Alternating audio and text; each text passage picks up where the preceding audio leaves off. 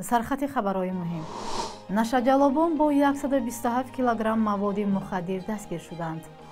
نمایندگی گفت 39 میلیون روبل مهاجران فریب خورده را برگرداند. و در تاجیکستان مرز 3 کشور را بررسی می‌کنند.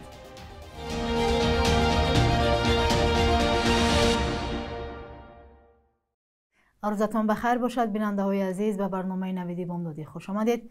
امروز چهارشنبه 8 ژانویه. نمایندگی تاجیکستان در روسیه اوید به مهاجرت خبر داده است که دوام سال گذشته بیش از 39 میلیون روبل روسی مهاجران کره تاجیک را که از جانب کارفرمایان پرداخت نشده بود برگرداندند. در این باره نمایندگی در صفحه فیسبوکیش خبر داده نوشته است که این مبلغ هنگام مکالمه با کارفرمایان، همکاری با مقامات روسیه و مراجعت به دادگاه این کشور رویانده شده است.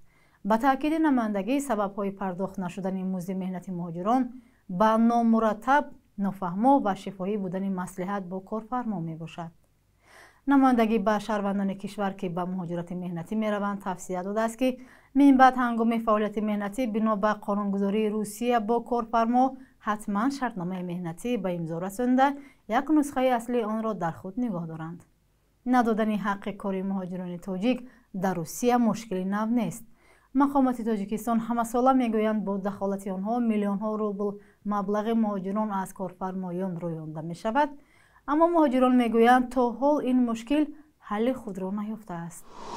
قرار است امروز 8 ژانویه قایر رسولزاده سروزیر تاجیکستان، عادلبек قاسمعلیев رئیس دیوان وزیران قرقیزستان و عبدالله اریپov سروزیر ازبکستان با هم واخورده مسئله های مرزی بین سه کشور را بررسی کنند. در این باره دفتر مطبوعات دیوان وزیران قرقیزستان خبر داده است. به اطلاع منبع ملاقات سه جانبه در نقطه پیوند مرزهای دولتی تاجیکستان، قرقیزستان و ازبکستان برگزار می گردد، اما مشخص گفته نشده است که این منطقه در کجا است. گفته می شود در این ملاقات سازشنامه هایی که قبلا بین رئیس جمهورهای سه کشور در رابطه با مسئله های مرزی موافقه شده بودند مورد بررسی قرار می گیرند. این ملاقات در حالی صورت می گیرد که قرقیزستان سالهاست با تاجیکستان و ازبکستان در رابطه با علامتگذاری سرحد بحثی مرزی دارد. قمچبек توشیف رئیس کمیته دولتی امنیت ملی قرقیزستان در یک نشست مطبوعاتی گفت ماه ژانویه امسال حجت‌های مربوط به سرحد تاجیکستان و قرقیزستان و پارلمان این کشور وارد می شوند و آنگاه جزئیات سازشنامه مرزی با تاجیکستان را آشکار می کنند. رئیست وزارت کارهای داخلی در شب دوشنبه از بازداشت یک گروه نشجلاب عبارت از 5 نفر خبر داده است. بنا به نواری که تلگرام کانال نهاد پخش شده است، از دستگیر شدگان به مقدار 127 کیلوگرم بایسته‌های گوناگون نشادار دریافت و مصادره کرده شد. همه این 5 نفر شهروندان تاجیکستان بوده. به گفته مقامات شمس‌الله حکومتов مرد 50 ساله ساکن پایتخت که قبلا با جرم نشجلابی محکوم شده بوده است گروه را راهبری می‌کرده است. او در صحبت با مقامات اقرار می شود که مواد مخدر را از افغانستان برایش انتقال دادند. ما با افغان رابطه تلفنی داشتیم، یک قاچاقچی قطعی و ما گفتم خیلی در کاره با همین محله 9 کیلومتر آوردن ماندن، یا بار 20 کیلو یا 30 کیلو و رسمشه با همین محمدی سو پرداختم رفته گرفت. $1200 میداد، ما $1300 با یا نرخ کردم 1 کیلوشه. معلوم نیست که این نوار در چه شرایطی ثبت شده است. فعلا این گروه نشجلاب در حبس پیشکی قرار داشته، نسبتشان پرونده های جنایی آغاز شده است و تفتیشات ادامه دارد. خرابی های پناهگاه فلسطینیان در شهرک یرموک در کنار دمشق نمونه از دهشت جنگ داخلی سوریه است. این پناهگاه که مکان زیستی بیش از 150,000 آواره فلسطینی بود در جنگ های سوریه خراب شد. فلسطینی هایی که 10 سالها پیش از ظلم اسرائیل فرار کرده بودند در سوریه نیز خانه هایشان را از دست دادند. حالا پس از تغییر نظام در سوریه دوباره ساکنان به این پناهگاه برمیگردند. گزارش صدای آمریکا در این باره است که آن را همکارم کیمارسیاتو تقدیم می‌کند. کوچه های خالی و خانه های ولنگار و بی آدم، مثل که اینجا دیگر آثار از زندگی نمانده است. این محله یرموک پناهگاه فلسطینیان آواره است که در 10 کیلومتری دمشق پایتخت سوریه جایگیر است. در هر در و دیوار این مکان آثار خرابی جنگ 13 ساله شهروندی دیده می شود. معمولاً این گونه مکانها را نظامیان حکومت بشار اسد با بهانه شکار اسلامگرایان بمب باران کردند. زخم از این حمله ها که قلب یرموک را شکافته است. این گونه شهرک‌ها گذشته پر از خشونت را پس سر کردند و حالا در انتظار آینده نامعلوم هستند. با گذشتن از اینجا احساس می شود که نظامیان بشار اسد بیرحمانه به محله های اهالی نشین حمله کردند. همه جا ویران است. اینجا 150,000 نفر زندگی می کرد. حالا یک شهر بی آدم است. 50,000 people living here. Now it's a ghost town. حسام جامه مهندس ساکن یرموک از زمان جنگ خاطره های تلخ دارد.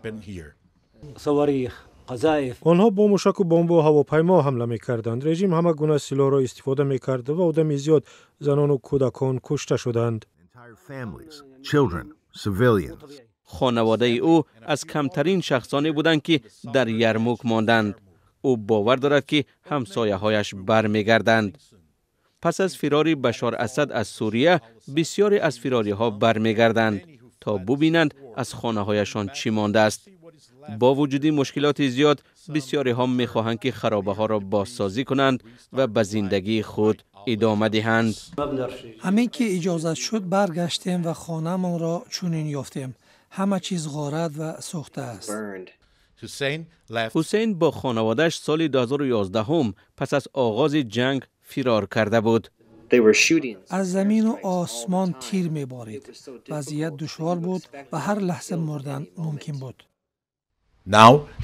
حالا او می‌خواهد خانه‌اش را بازسازی و در اینجا زندگی کند. او میگوید اگر جنگ واقعاً پایان یافته باشد، تابستان با اعضای عائله‌اش به یرموک برمیگردد. کسی نمی‌داند که چند نفر در یرموک زندگی می‌کند. سال 2018 بخش سازمان ملل در امور پناهندگان گفته بود که 800 نفر در اینجا زندگی می‌کند. ساکنان امیدوارند که ده‌ها هزار نفر دوباره برمیگردند به مکانی که برای بازسازیش سالهای دراز لازم است.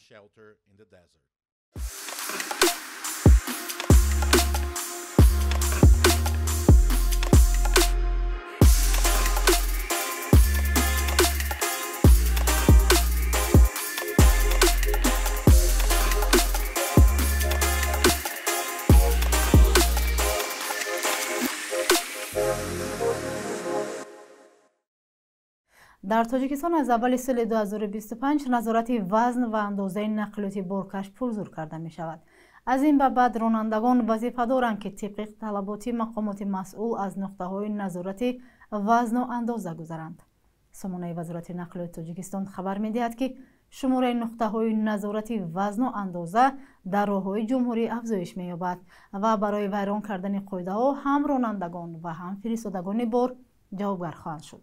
به اطلاع وزارت حالا در راههای کشور 3 نقطه نظارت وزن و اندازه فعالیت می کنند. نصب نقطه های علاوگی نظارت در 2 درآمدگاه دوشنبه در نقطه های بارکشی نورک و گلستان منطقه کلوب، همچنین در نقطه قزل قلعه منطقه بختر ساخته خواهند شد. در تاجیکستان حرکت ماشین های بارکش با وزن زیاده از 40 تن منع است. بخش یک روز تاریخ از مهمترین رویداد تاریخی برای امروز خبر می دهد.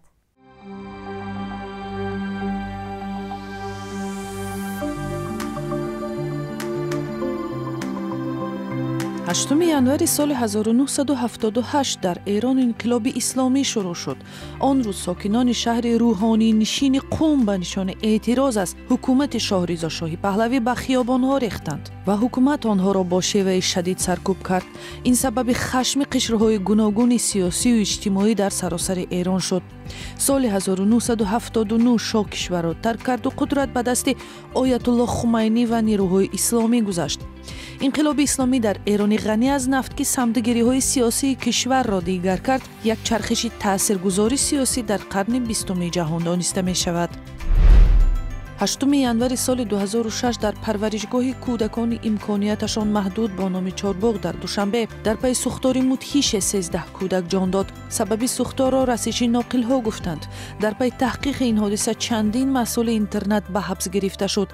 бо вуҷуди хайрияҳои зиёд, таъмини молии муассисаҳои иҷтимоӣ дар Тоҷикистон бо мушкил рӯбарӯ аст.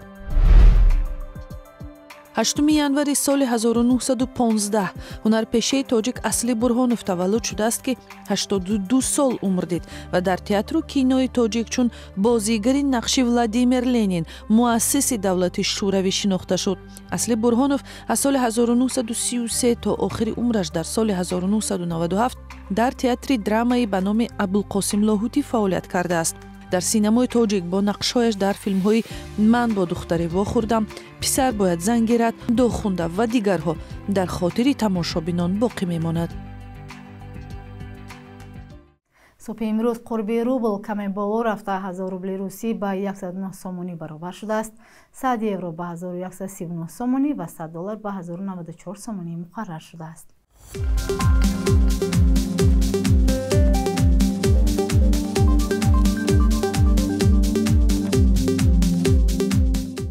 шумо навиди бомнодиро тамошо кардед. агар назаре ё пешниҳоде доред, зери ин барнома бароямон нависед. то фардо, худо нигаҳдор.